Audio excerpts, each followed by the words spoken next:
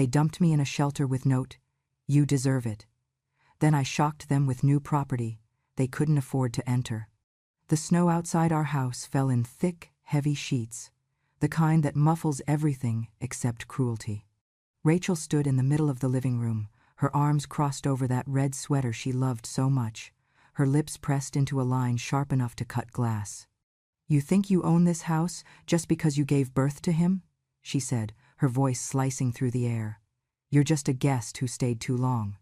Her words hung there, louder than the wind outside. I tried to keep my voice steady.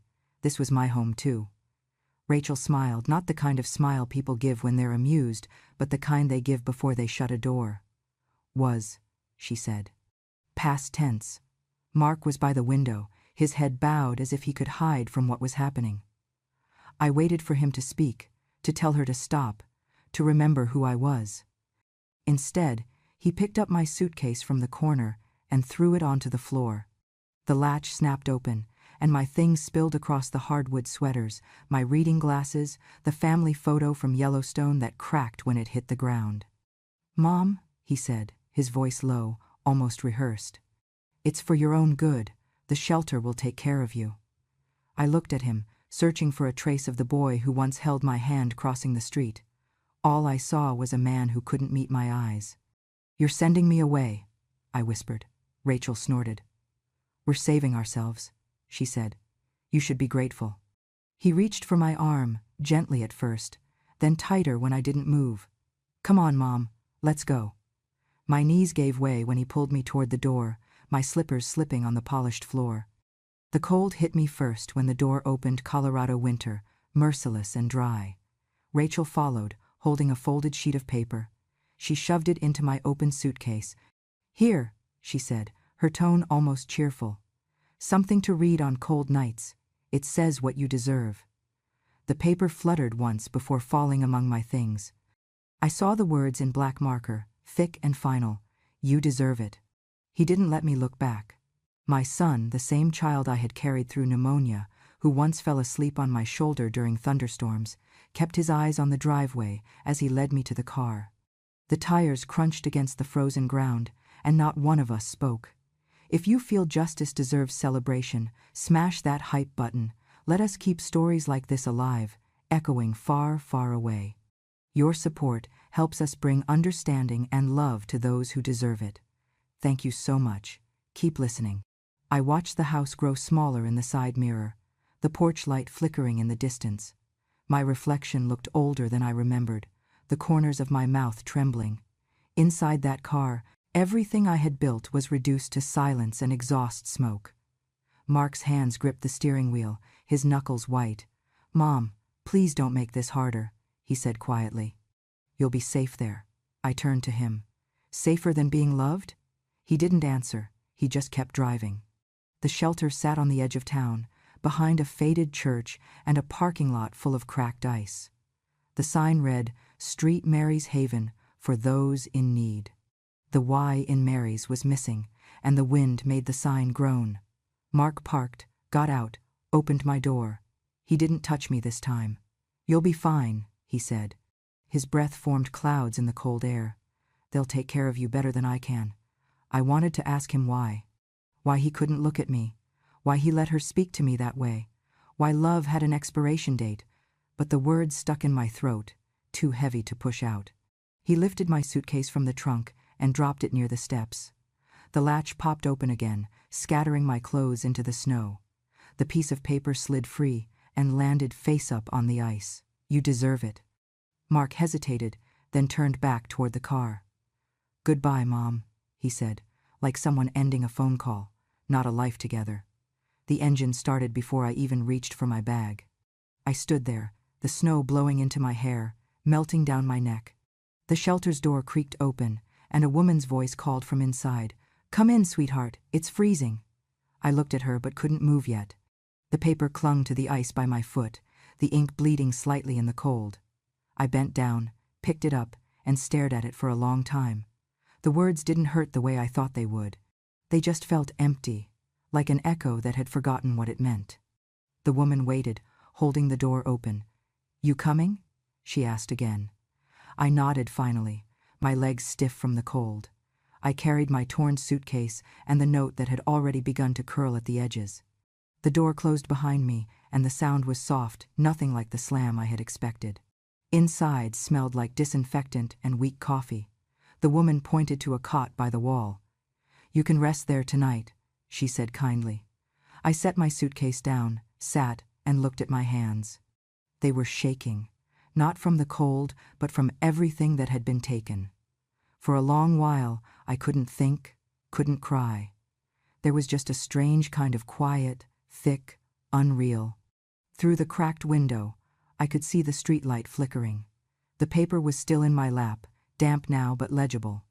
I pressed it flat against the thin blanket and whispered to myself, maybe I do deserve it. Just not like this.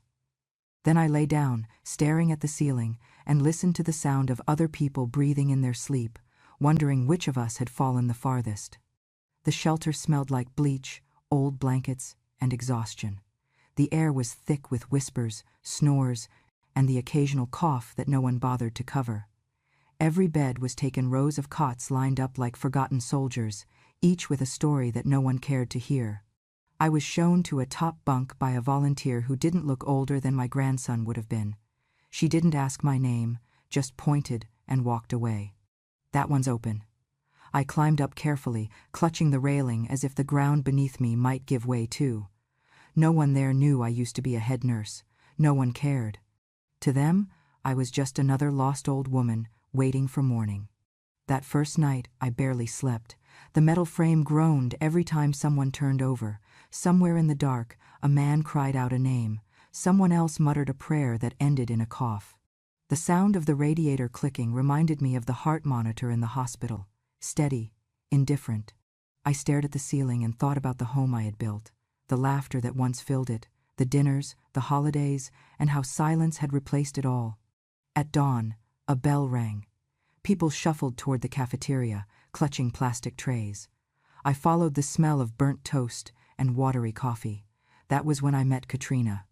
She was tall, solid, with skin like polished mahogany and a voice that carried a kind of tired strength. She wore a faded green sweater and moved like she owned the room. "First night's the hardest," she said when she saw me staring at my food. "After that, you stop crying because no one listens anyway." I looked up at her, startled by her bluntness. "I'm not staying," I said quietly, my fork barely touching the scrambled eggs. Katrina laughed, a dry, warm sound. "That's what we all said." She sat across from me without asking. "You from around here?" "Colorado Springs," I said. She nodded. "Figures. You talk like you've still got a house somewhere." I didn't answer. The coffee was bitter, but I kept drinking it. It gave me something to do with my hands. She noticed. "You had a life," she said softly. "You still do. It's just smaller now." I wanted to be angry at her for being right. But there was something about her tone, matter of fact, not pitying, that made me stay quiet instead. The days began to blur after that. Morning chores, laundry, kitchen duty. I volunteered to help in the infirmary corner, patching small cuts and checking blood pressure. It was muscle memory. I didn't need to think. The younger volunteers started asking me questions: how to handle a fainting case, what dose to use for mild dehydration. For a moment, I felt almost useful again. Then came the day that changed everything. It was Thursday, cold enough that the air outside cut through the walls. The shelter was hosting a food drive sponsored by a local businessman named Henry Lawson. I'd seen his name on billboards before real estate, charity galas, a man who smiled from every newspaper. He arrived with his team, shaking hands, giving speeches, all polished charm. People lined up for meals, the atmosphere oddly festive. Then someone screamed. A few tables away, Henry Lawson collapsed mid-sentence, his face draining of color, his coffee cup shattered on the floor. For a heartbeat, no one moved. Then, chaos broke loose, people shouting, backing away, dropping trays. I froze. For a second, I was back in the hospital, that smell of panic familiar as blood. My hands knew before my mind did. I pushed through the crowd, dropped to my knees beside him, checked for a pulse. Weak, thready. His lips were already turning blue. "Call 911!" I shouted, though my voice was swallowed by the noise. I tilted his head back, cleared his airway, started compressions. 1, 2, 3, my arms burned, my breath quickened, but I didn't stop. Someone cried, "He's too old." But I ignored them. His ribs were fragile under my palms, but life still flickered there, faint and stubborn. When I leaned down to give rescue breaths, the metallic taste of fear filled my mouth. "Come on," I whispered between compressions. "Don't you dare go quiet on me." Minutes stretched. Then, a sound the faintest gasp. His chest rose. The sirens wailed in the distance. Relief hit me so hard I nearly fell backward. When the paramedics took over, I sat there on the cold floor, my knees shaking, my heart pounding against my ribs. As they lifted him onto the stretcher, Henry Lawson opened his eyes for just a moment. His gaze met mine. He tried to speak. I leaned closer, thinking he needed help. Instead, he said, in a hoarse whisper, "People forget kindness. Kindness never forgets people." Then he closed his eyes, and they carried him away. The crowd began to disperse. Conversations returned, cautious and awed. Someone patted my shoulder. A volunteer handed me a blanket. I didn't feel the cold. I only felt the tremor in my hands, the same hands that had been told they were no longer good for anything. Katrina found me sitting by the wall later, still clutching the blanket. She set down a cup of coffee in front of me. "Guess the world ain't done with you yet," she said. I looked at her, unsure whether to laugh or cry. The cup was warm, and for the first time since I'd arrived, it didn't taste like pity. It tasted like something else, something that felt dangerously close to hope. It had been a month since the day Henry Lawson collapsed, and the shelter had already folded the story into its long list of tragedies that came and went like weather. People forgot. That was the rhythm here. But one morning, when the sky was the color of ash and the coffee tasted weaker than usual, a man in a dark suit appeared at the entrance. He looked so out of place among the peeling walls and the smell of disinfectant that everyone stopped talking. His shoes were polished, his coat too fine for a place that reeked of broken luck. He asked for me by name. "Mrs. Judy Williams?" For a second, I thought he had the wrong person. No one used my full name anymore. Here, I was just Judy Bed 12. "Yes," I said cautiously. He nodded once, then opened his briefcase. "I'm Daniel Reed. I'm a representative from the Lawson estate." The room fell into a low hum. Even Katrina, usually unbothered by everything, leaned in from the kitchen doorway, her brow raised. "I'm sorry to bother you here," he continued, "but Mr. Lawson left something for you. He passed away last week." The words hit me like a sudden drop in air pressure. I didn't know him, not really just the brief, intense moment of saving his life. He didn't make it?" "He did," Daniel said softly. "For a while, long enough to finish what he wanted to do." He reached into his case and pulled out an envelope sealed with heavy wax. "This is for you." He dictated it before his passing. My fingers trembled as I took it. The paper felt expensive, out of place against my calloused hands. I broke the seal and unfolded the letter. The handwriting was weak but steady. "To the woman who didn't look away, you reminded me that worth isn't wealth. You deserve a home. Henry Lawson." I blinked, thinking maybe I'd misread. "There must be a mistake," I said, handing it back. "I just did what anyone would." Daniel smiled, calm and knowing. "That's why he chose you." He took out a second folder and laid it on the cafeteria table. Inside were legal papers, official stamps, and a property deed. "He has transferred ownership of one of his model homes in Silver Pines Resort to you. It's fully paid. And," he paused, as if unsure how much to say, "you're also listed as beneficiary to 5% of his holding company's shares." The shelter went silent. A spoon clattered to the floor. Katrina whistled low. 5%? Lord have mercy, that's not pocket change. I stared at the papers as though they might vanish if I blinked. "This doesn't make sense," I murmured. "I don't even own a proper winter coat." Daniel's tone softened. "He said you'd say that." He slid a small envelope toward me. Inside is the address. The property manager will meet you tomorrow if you'd like to see it. There's no obligation. But it's yours, Mrs. Williams. Katrina laughed, shaking her head. Looks like karma finally found your address. I didn't laugh. I just sat there, staring at the words, "You deserve a home." They looked so much like the other note, the cruel one Rachel had written, that my stomach turned. How strange that the same words could carry such opposite meanings depending on who said them. The next morning, I packed what little I had: 2 sweaters, my old ID, and that damned note that had followed me from the snow. The shelter staff hugged me like they didn't quite believe I was leaving. "We'll save your bed," one of them said, half joking. Katrina stood by the door, arms crossed. "Don't go turning fancy on us now," she said. "Not a chance," I replied, though even as I said it, I wasn't sure I believed myself. The drive to Silver Pines felt unreal. The road wound through forests frosted with ice, and the higher we climbed, the thinner the air grew. The driver stopped before a cabin perched on a ridge overlooking a frozen lake. The place was simple but beautiful, wood-paneled, large windows, a porch that faced the sunrise. Smoke still lingered from a distant chimney, but the air was silent except for the wind brushing the pine trees. Inside, everything was untouched. No furniture, no footprints, just a faint scent of cedar. It felt like a pause between 2 lives. I set my bag down and stood in the middle of the empty living room. Light poured in through the window, painting the dust in gold. For a long time, I didn't move. Then I took the folded piece of paper from my bag, the one Rachel had thrown at me that night.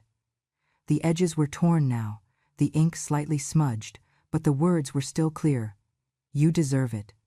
I found a nail and hammered it into the wall, right across from the bed. I hung the paper there, where I'd see it every morning and every night. "Fine," I said aloud to the empty room. My voice echoed softly against the wood. "Let's see what I really deserve." The wind howled through the trees outside, as if answering me. I sat on the bare floor, the paper swaying gently in the draft, and for the first time since the snow, I didn't feel small. I felt seen. The house didn't feel like charity. It felt like a mirror, showing me who I used to be before love became a debt. When the sun set, the room turned to amber. I lay down on the cold floor, wrapped my coat tighter, and stared at the note on the wall. The words no longer hurt, they were mine now. The first time I saw my own name in print again, it was on the front page of the local newspaper, folded neatly beside the doorstep of my new cabin. "Elderly homeless woman inherits property from late philanthropist." The headline sat above a grainy photo of me at the shelter, wearing the same coat I'd been thrown out in, standing behind a table of soup cans. I stared at it for a long time, tracing the words with my fingertip. Elderly homeless woman. I had been called worse, but seeing it in black and white still felt like a bruise. I didn't tell anyone. The house was quiet, the kind of quiet that doesn't comfort you yet, only tests you. But a storm was already building somewhere far away, and it began like most storms do these days on social media. Rachel saw it first. Of course she did. She spent her mornings scrolling through her phone like it was oxygen, sipping the kind of coffee that came with a loyalty card. When she saw my picture, she almost dropped her mug. "You've got to be kidding me," she hissed. "That woman conned a dying man. She's a parasite." Mark looked up from his laptop. "Who?" She turned the screen toward him, stabbing her manicured finger against my face. "Your mother. Look. Local nurse saves businessman, inherits property. She's everywhere." He blinked, his jaw tightening. "That's impossible." Rachel's tone sharpened. "Oh, it's possible. She's been playing victim for years. You remember the shelter? What if she planned all this?" Mark didn't answer. He stared at the image for a long time, something unspoken flickering across his face. Shame, maybe, or regret. But Rachel didn't notice. She was already pacing. "We're drowning in debt, Mark. The bank's been calling every week, and she's sitting in some mountain cabin with our money." "Our money?" he said quietly. "She owes us," Rachel snapped. "After everything we did for her, after everything she put us through." Mark rubbed his forehead. "Rachel, we threw her out." Rachel froze mid-step, then turned, her voice turning cold. "She chose to leave. Don't rewrite it." She sat down across from him, her tone suddenly soft, sugary. Look, if we play this right, if we show up, apologize, offer to, we're connect, she'll let us back in. She's sentimental, always was. We'll visit, act nice, and then, well, she won't be around forever. Mark looked at her like he didn't quite recognize her. But he didn't argue. Maybe guilt makes people quiet, or maybe cowardice just looks like agreement. 2 days later, a black SUV wound its way through the snowy road to Silver Pines. I was sitting by the window, reading the paper again, when I heard the low growl of the engine. The sound made something in me tighten. Only one person I knew drove that make of car, and it wasn't a stranger. I didn't move at first. The vehicle parked neatly outside the fence, tires crunching over the snow. Through the frosted glass, I could make out 2 figures, Rachel in her beige coat, Mark in his old winter jacket. She was holding a basket wrapped in cellophane, probably filled with whatever she thought looked like forgiveness. I let out a slow breath. Even ghosts find their way back, I whispered. They stood outside for a few seconds, rehearsing their smiles, I could tell. Rachel adjusted her hair in the car's reflection, then took Mark's arm and led the way up the steps. Her heels clicked too loudly for a mountain cabin. When the knock came, it was gentle, too gentle. I opened the door before they could knock again. Rachel's face lit up with the kind of brightness that burns fake. "Judy," she said, her voice honeyed. "You look, well." She held out the basket. "We brought something for you. Fresh flowers. We just wanted to see you." Mark stood behind her, silent, eyes darting between us. For a long moment, I didn't speak. The cold air rolled between us, the smell of pine and distance filling the space where love used to live. Then I stepped aside, just enough for them to see the inside of the house, but not enough for them to enter. Rachel's smile wavered when she saw me standing there, calm, steady, unbroken. I met her gaze, my voice low but clear. "You found me," I said. She laughed nervously. "Of course, we were so worried." I tilted my head, the faintest smile on my lips. "Worried?" I said. "You left me with a note that said I deserved it. I suppose you were right. I just didn't know it would look like this." The wind caught the door then, pushing it slightly open. Behind me, on the wall above the fireplace, hung the same piece of paper she had written that night, "You deserve it," framed neatly like a relic. Rachel's eyes flicked to it, and for the first time, her smile faltered completely. "Come in?" She tried, her voice small now. I didn't move. My hand rested lightly on the doorknob, and I could see Mark swallow hard, shame pooling behind his silence. I looked between them, my son, and the woman who had taught him how to forget. "You should have called first," I said finally. Then, very gently, I closed the door. Not a slam, just a click. The same sound he'd made the night he shut me out. The next time they came, I opened the door before they could knock. The snow had stopped, but the air outside still bit at the skin. Rachel was wearing a designer coat, the kind that screamed effort, while Mark stood behind her, hands buried deep in his pockets. I could tell they had practiced whatever was coming. "Come in," I said. My voice was even, calm, too calm maybe. The dining table was already set, 2 bowls of soup, fresh bread, and a pot of stew still steaming faintly. It wasn't much, but it was warm, and that seemed to unsettle Rachel more than if I'd served her nothing. She sat down first, crossing her legs carefully, while Mark hovered behind her, like a boy who didn't know whether to obey or flee. Rachel smiled, wide and brittle. "We've missed you so much, Judy. The house isn't the same without you." I didn't answer right away. I poured soup into her bowl, then into Mark's, the spoon clinking softly against the rim. "Eat while it's hot," I said. Mark cleared his throat. "You really fixed this place up. It's nice." Rachel gave him a look that said, "Don't ruin the script." She turned back to me, eyes glistening with rehearsed tenderness. "You must have been so lonely here all by yourself. We should have done more." Still, I said nothing. I reached into the drawer beside me and pulled out a small frame, setting it gently on the table between us. Inside, behind the glass, was that single piece of paper, the one she had thrown at me in the snow. You deserve it. Rachel froze. The smile slipped from her face for the first time. I brought this from the shelter, I said, my voice steady. It helped me remember who you are. Mark's eyes dropped to the table. His spoon stopped moving. Rachel forced a laugh, a brittle sound that cracked halfway through. Oh, that, she said, waving her hand. It was a stupid joke. You took it too seriously. Stupid? I asked quietly. It was the truest thing you ever said to me. The silence that followed was heavy enough to make the air hum. Rachel straightened in her seat, trying to recover the upper hand. You've done well for yourself, she said with mock sweetness. That man, what was his name? Lawson? He must have really liked you. I looked her in the eye. He liked honesty. That's why he left it to me. That landed like a slap. Rachel's jaw tightened. You think this little house makes you better than us? I smiled slightly. No, it just makes me free. You can't afford that anymore. Her face hardened. Don't talk to me like that. After everything we did for you. I cut her off gently. You mean after everything you took? Mark flinched. Rachel shot him a glare. Mark, say something. He looked at me, then at her, and for a moment I thought he might. But instead, he sighed, rubbing his temples. Rachel, let's go. She slammed her napkin down, her voice sharp. You're pathetic. No, I said softly, standing. He's just late. He'll learn. Rachel stood too, knocking over her chair. You ungrateful.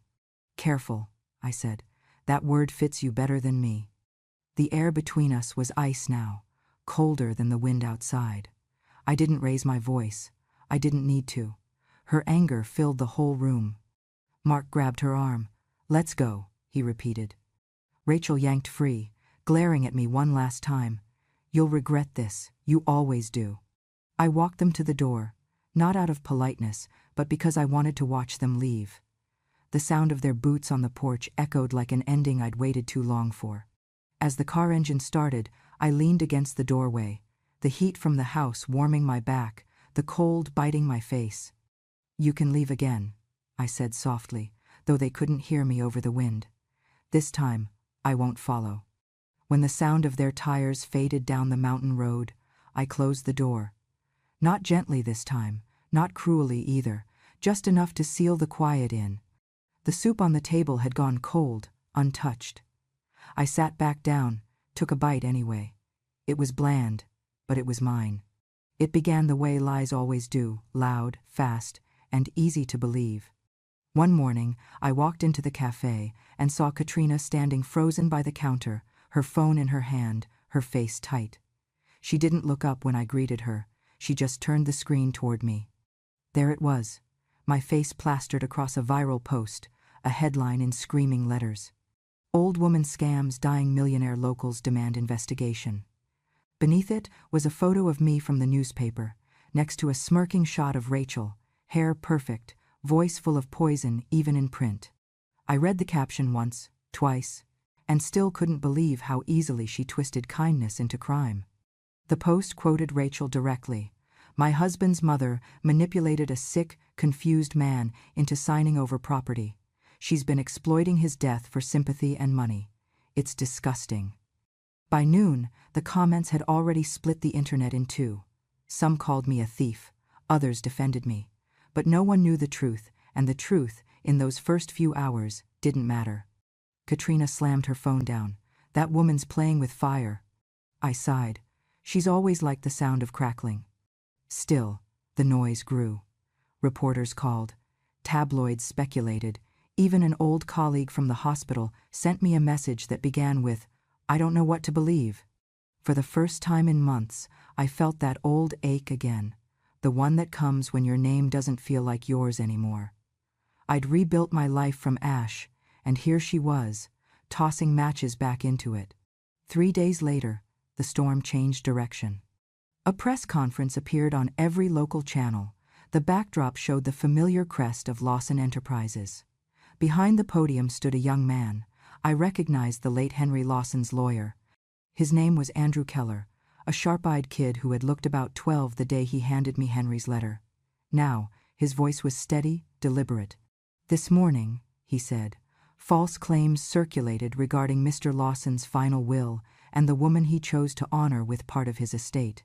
Out of respect for transparency, we are releasing a private video message recorded by Mr. Lawson himself 3 days before his passing." The reporters went silent. Cameras zoomed in. The screen behind Keller flickered, and then Henry appeared frail, pale, but unmistakably alive in spirit.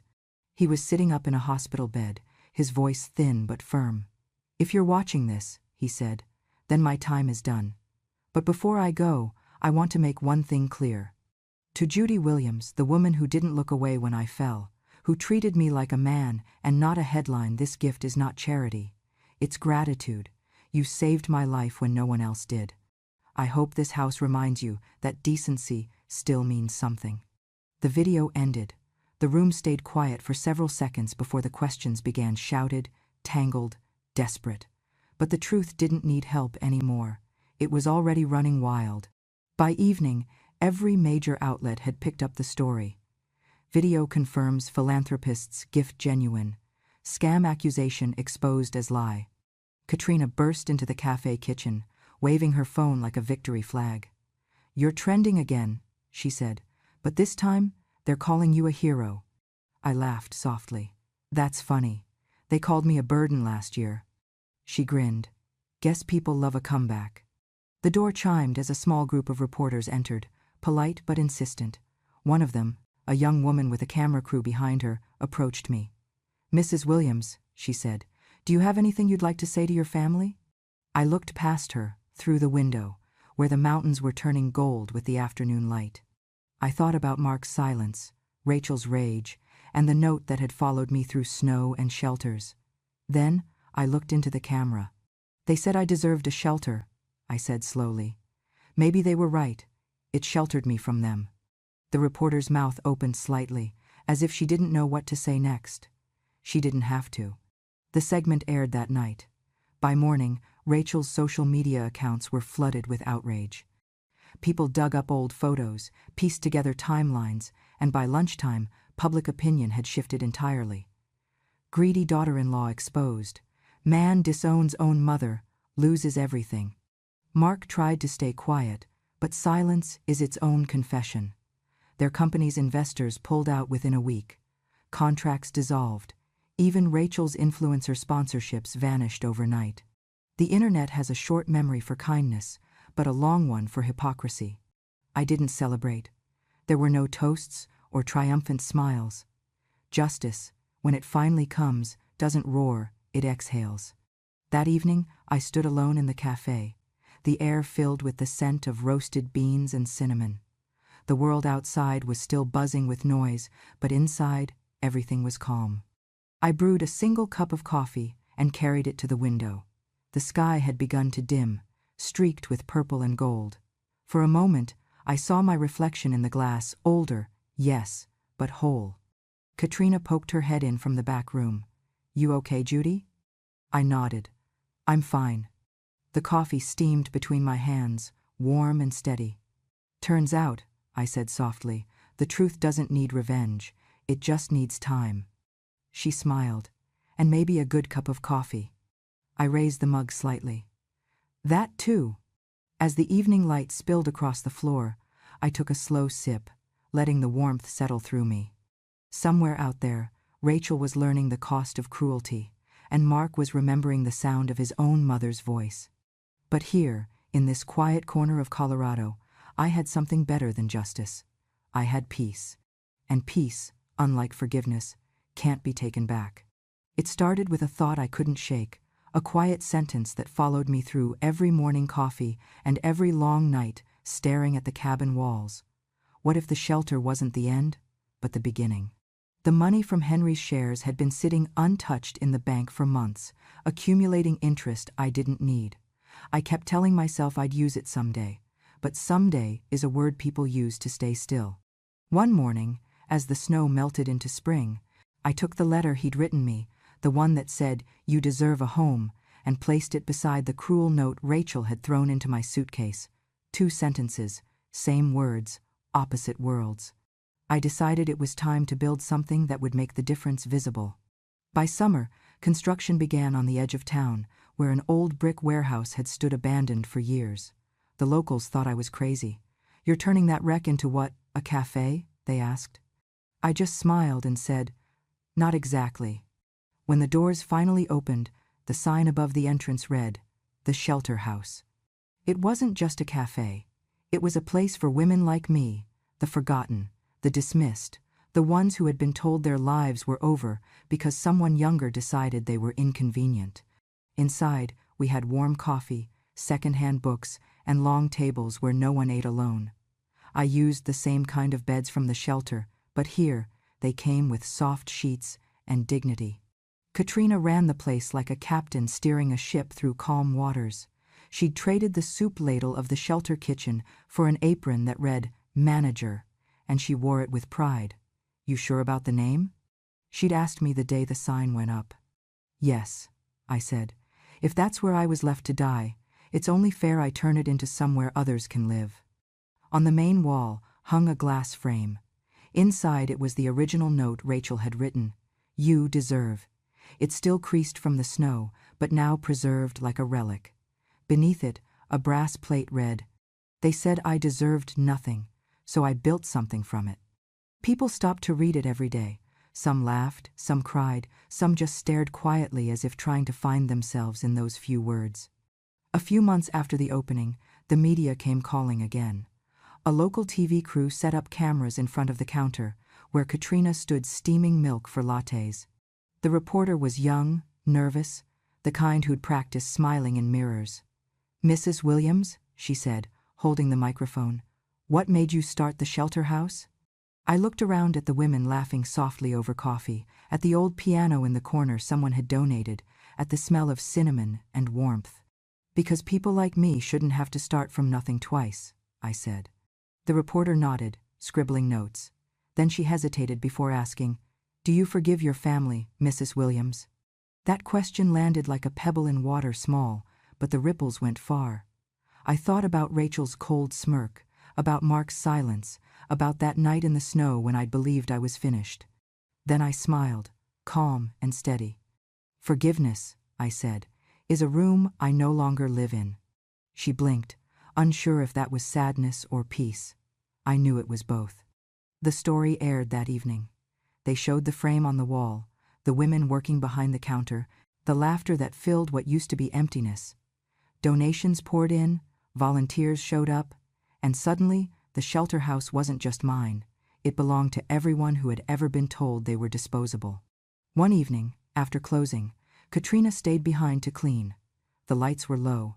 The air smelled like coffee and soap. She wiped down the glass frame carefully, her reflection overlapping mine in it. "You turned pain into a place, Judy," she said quietly. "That's rare." I watched her for a moment, the golden light catching the soft lines on her face. "Maybe we all deserve that chance," I said. She smiled, setting the cloth down. "You really think so?" "I know so," I replied. Outside, the sign glowed faintly under the streetlight. The Shelter House. It looked like a promise kept. When I locked up that night, I touched the frame one last time, my fingers brushing over the cold glass.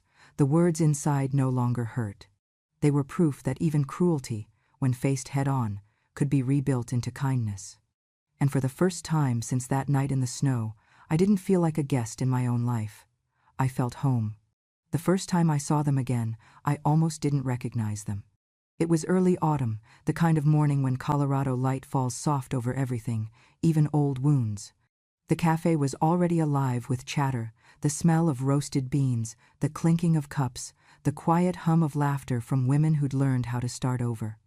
I was behind the counter, wiping a cup dry, when I saw a familiar car pull into the lot. It wasn't the same car they used to drive. It was older now, scuffed, tired, just like them. Rachel stepped out first. Her hair was still perfect, though a bit duller now, and her coat looked like it had been borrowed from someone with better luck. Mark followed, moving slower than I remembered, his shoulders sagging as if the weight of everything he'd ignored had finally settled on him. Katrina noticed them too. "You expecting guests?" she asked quietly. "No," I said. "Not anymore." They didn't see me through the window at first. They were too busy looking around, their eyes darting from the sign above the door, the shelter house, to the steady stream of customers walking in and out. Rachel turned to Mark. "I heard they're hiring. If we can just get in front of her, maybe she'll listen. She owes us that much." Mark didn't answer. He looked up at the building like it was something sacred he'd forgotten how to approach. When they reached the front door, the security guard, a kind old veteran named Luis, stepped forward. "Sorry," he said, his tone polite but firm. "Private property, members only." Rachel's jaw tightened. "We're not strangers," she snapped. "Tell Mrs. Williams her family is here." Luis gave a small, regretful smile. "Ma'am, she told us family doesn't visit here anymore." The words hit her like ice. For a moment, I saw the same rage that had burned in her eyes the day she threw me out into the snow. She took a step forward, trying to peer through the glass. "You can't keep us out," she shouted. "You can't do this to us." Inside, every sound seemed to quiet. The espresso machine hissed softly. Someone set a cup down too quickly. I turned, wiping my hands on my apron, and walked toward the window. Through the glass, our eyes met. Hers were wild, desperate, trembling with pride and panic. Mine were steady. For a second, the years between us disappeared, and we were back in that living room again, her standing over me begging for a trace of decency. I opened the door halfway, enough to let the air and the truth pass between us. "I didn't do this to you," I said gently. "You did." Rachel's lips parted, but no sound came out. Mark lowered his gaze, shame painting his face in a way that no loss of money ever had. Luis stepped closer, waiting for a signal. I gave him a small nod. He closed the door quietly. Through the glass, I watched them stand there for a few seconds more. Rachel pressed her palm against the door like she could force it open through sheer indignation. Mark reached out to her arm, murmured something, and finally, they turned and walked away. The snow from their shoes left melting trails on the pavement, fading fast, like everything else they thought they owned. Inside, the cafe exhaled. Conversations resumed, music floated back into the air. Katrina came over, sliding a cup toward me. "You handled that better than I would have," she said softly. I smiled faintly. "Anger's expensive. I can't afford it anymore." I went back behind the counter, where the framed note still hung. "You deserve it." The words that once tore through me had become my creed. Below it, the brass plaque gleamed. They said I deserved nothing, so I built something from it. As the afternoon sun shifted, the door opened again, not for ghosts of my past, but for someone new. An elderly woman stood there, wrapped in an old coat 2 sizes too big. Her hands trembled as she held out a crumpled piece of paper. Is this the place?" she asked quietly. Katrina greeted her first, but the woman's eyes were on me. She walked forward, unfolding the paper with care. I recognized the words before I even saw them. "You deserve it." The same handwriting, the same cruelty. My throat tightened, but I smiled. "I know that note," I said softly. "It brought me here too." The woman looked down, embarrassed. "I didn't know where else to go. They said I should be grateful for what I get." I shook my head. "You don't have to be grateful for surviving. You just have to keep going." She nodded slowly, tears shining at the corners of her eyes. "Your first cup's on the house," I said, leading her to a table near the window. "But the name, you'll have to keep that for yourself." She let out a small, shaky laugh. "Fair enough." Katrina brought her a cup of coffee, rich and dark. The woman wrapped both hands around it like it was a fire in the middle of winter. As I watched her take the first sip, something settled deep in me, quiet, certain, whole. I wasn't angry anymore. I wasn't waiting for apologies or revenge. I'd already built my answer, brick by brick, kindness by kindness. Outside, the wind stirred through the trees, carrying the faint sound of laughter from the nearby park. The world had moved on, and so had I. Behind me, the espresso machine hissed again, steady and warm, like a heartbeat.